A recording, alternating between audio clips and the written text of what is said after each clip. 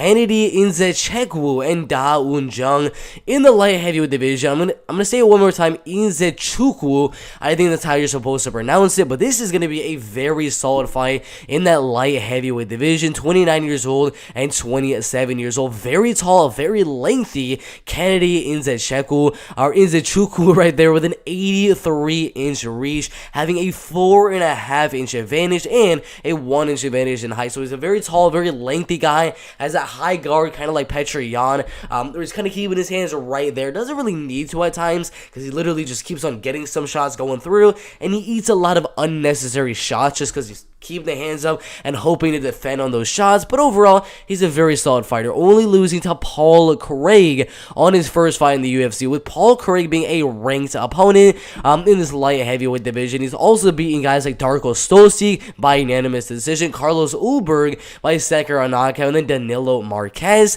In the Danilo fight, I believe he was losing for the most part earlier on in the fight, but as usual, he comes back in that third round, gets Danilo's back to the cage, and just starts throwing, gets the knockout due to Danilo kind of getting a little gas there. Carlos Ulberg, kind of the same situation, went out there, won the first round, then Kennedy ate a few more shots, and then Carlos Ulberg gassed, got Carlos Ulberg's back to the cage, started throwing, and knocked him out in the second round. The main way that Kennedy Nzechukwu was winning is to survive that early storm from his opponent, get them a little bit more gas, and then finish them in the second or third round. That is what he's done in his last two fights, but now he's fighting Jung, who I just do not think is going to gas out. He's a guy coming off some very, very solid wins. Kadesi Bergamo, third round guillotine. Mike Rodriguez with a first round knockout. A draw against Sam Alvey. Not necessarily the best look, but then beating William Knight in the grappling and ground pounding game.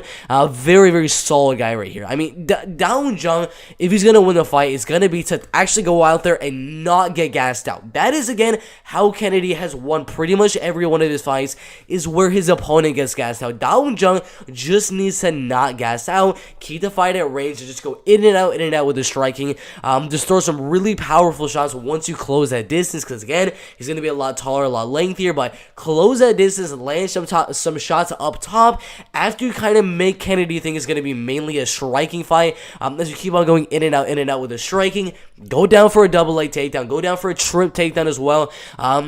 And then do what he did against William Knight. Just the ground pounding that he did show in that last fight was absolutely devastating. So if you can do that again here, earlier rounds, and actually tire out Kennedy Nzechukwu, instead of, as it usually happens for Kennedy, as his opponent's getting tired, Jung will actually be the fresher fighter late and could definitely get the finish. But I do think the fight does go all the way. Kennedy's only loss is a submission to Paul Craig. I don't think Jung is going to get a submission here. I think he goes out there, goes inside the distance, comes in there, comes inside Kennedy, lands some really big shots, mixes in the takedown, the ground pound as well, and I do think that Jung wins every single round and gets a 30-27 unanimous decision. Right now the betting odds are very close, actually, -130 and then +110. So it's a very, very close fight, but definitely leaning the favorite in Jung to win the fight by decision. Right here, 50-50 on those Tapology predictions. It's a very close one, but I'm going to go Jung by a decision right there. Really good fight in that light heavyweight division.